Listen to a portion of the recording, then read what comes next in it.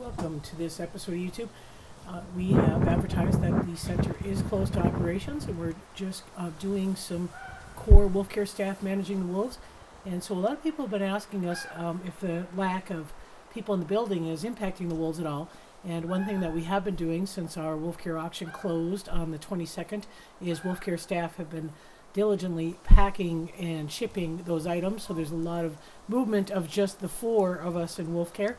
But the pack is doing okay, but this time of the year, as the snow starts to melt, the sun comes out, they tend to be a little bit less active anyways during the day, so they're not as impacted.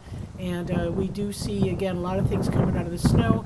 We'll be taking that hay out of the exhibit because as that gets wet, we want to make sure that it doesn't get moldy and cause any kind of health conditions. So that's going to be hauled out. But things like deer hides, bones, and that kind of thing, we let them chew on them. They are getting a different schedule because we are now closed to the public. We do not do the Saturday night feeding. So we actually do a Tuesday and Friday feeding for the exhibit pack. Grizzler still gets fed every day, and typical behavior after feeding is a face wipe, just to kind of clean his face from grooming. We've been doing a little bit of work with him. You can see the transition area, they're very snow-free. The back habitat is a great place that he likes to rest. We did a little experiment today in the Friday webinar, so we've been doing this free webinar since we've been closed. This pack update at 9 o'clock on Fridays, and if you want to see that, that's also on our YouTube channel. But we did a little experiment where we brought Grizzler up near what we call a pup panel, kind of towards the front of the exhibit, so that he could see the pack face to face, and that worked with a little bit of mixed results. We had a little bit of excitement from Axel and Grayson, and actually a little bit of a lunge from Grayson, which was a little unexpected. But usually Grizzler is watching the pack from over the top of the back habitat there, and you see him as they zoom in here. You can see his face over the fence there. So Grizzler can see them.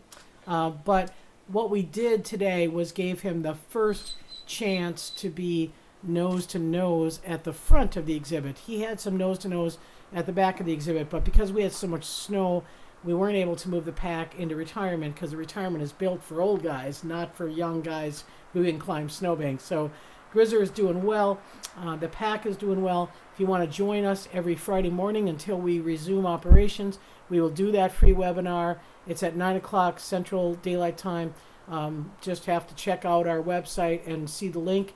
Follow it. You don't have to pre-register. Again, it's our way of keeping our members and the public connected to our pack.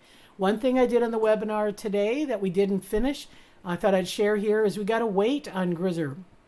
Grizzler during the webinar was kind of giving the staff a little bit of a grief about, getting on the scale, getting all 4 feet. So I've weighed Grizzler hundreds of times. So I bring in a chicken wing and make sure I use his nose to direct his body, get him aligned the way I want it, get him up on the scale. He is weighing 118 pounds. That's a great weight for a wolf about to be 16. He was last weighed last December at 125. So he's lost a little bit, but not a problem for a wolf, again, at that age, doing great. So thanks for watching. Maybe we'll see you on the webinar. We'll try to keep doing some shorties so you can just get a glimpse if you don't have a lot of time. Thanks for watching.